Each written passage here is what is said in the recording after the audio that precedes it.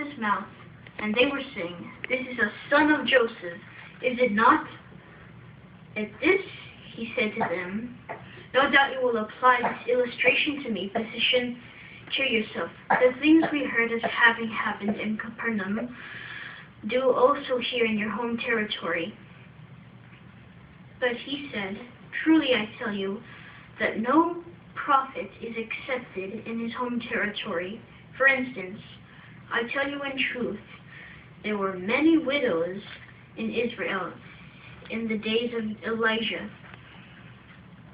when the heaven was shut up 3 years and 6 months, so that a great famine fell upon all the land.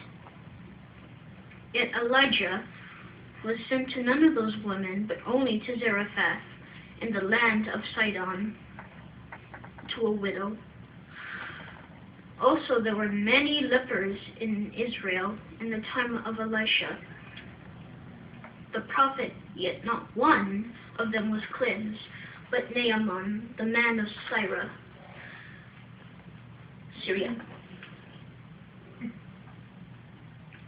Now all those hearing these things in the synagogue became filled with anger, and they rose up and hurried him outside the city.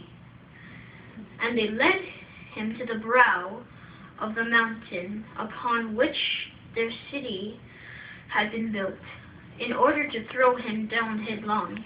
But he went through the midst of them and continued on his way. And he went to Capernaum, a city of Galilee, and he was teaching them on the Sabbath.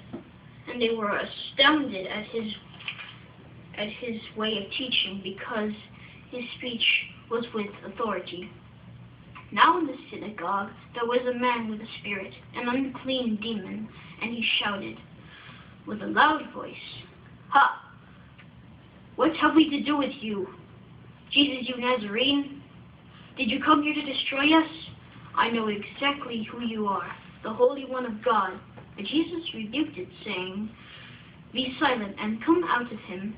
After throwing the man down in their midst, the demon came out of him without hurting him. At this, astonishment fell upon all, and they began conversing with one another, saying, "What sort of speech is this? Because with authority and power he orders the unclean spirits, and they come, and out they come." So the news concerning him kept going out into every corner of the surrounding country.